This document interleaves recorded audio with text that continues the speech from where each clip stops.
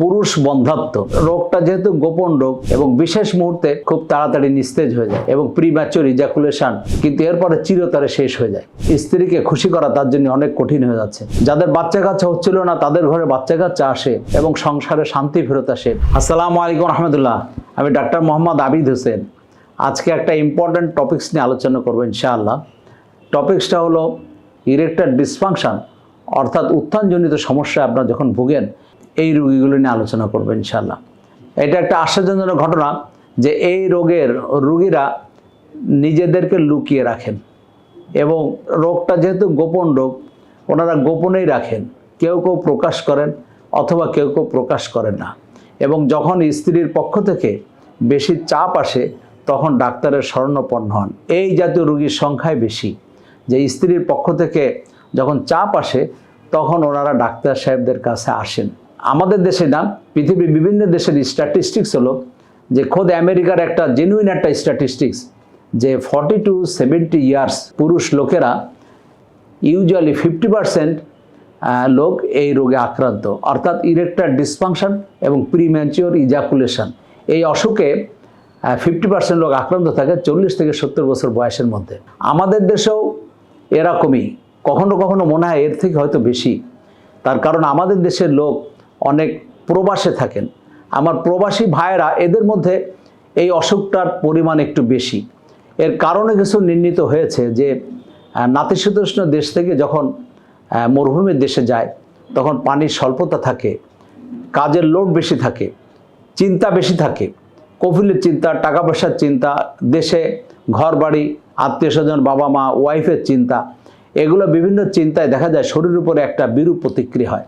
এই প্রতিক্রিয়ার একটা অংশ সেক্সের উপরে পড়ে এবং ইরেকশানে ডেফিনেটলি ইরেকশান দুর্বল হয় এবং বিশেষ মুহূর্তে খুব তাড়াতাড়ি নিস্তেজ হয়ে যায় এবং প্রিম্যাচিওর ইজাকুলেশন, যেটা তাড়াতাড়ি সেক্সটা শেষ করতে হয়, এরকম একটা অবস্থার সিচুয়েশান সৃষ্টি হয়। এবং অনেক রোগীর অপারেশন করেছি, পেনাইল ইমপ্লান্ট লাগিয়েছি। তো ইদানিং দেখা যাচ্ছে যে তো ওই রোগীর ওয়াইফ তারা হয়তো অন্য মহিলাদের সাথে গল্প করে।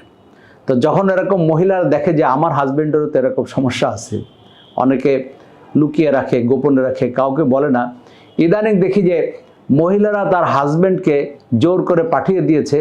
এই রকম রোগীর সংখ্যা অনেক এবং রোগীরা আসে, তাদের গোপন কথা বলতে চায় না, খোঁচায় খোঁচায় বের করা লাগে এবং তারা সত্যি সত্যি বলে এবং একটা অসহনীয় একটা পরিবেশ, অসহনীয় একটা অবস্থা তাদের ঘরের মধ্যে বিরাজমান থাকে।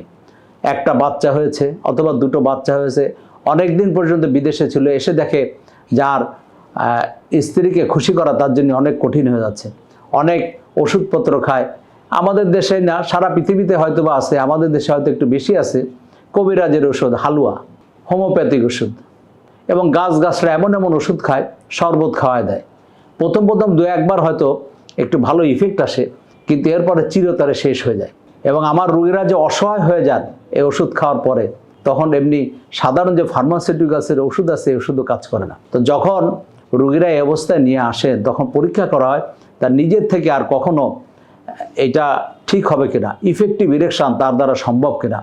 যখন পরীক্ষা নিরীক্ষা করে দেখা হয় যে না, আর ইরেকশান তার নিজস্ব গতিতে আর ইফেক্টিভ ইরেকশান হওয়া সম্ভব নয়, তখনই পেনাইল ইমপ্লান্ট স্থাপন করা হয়।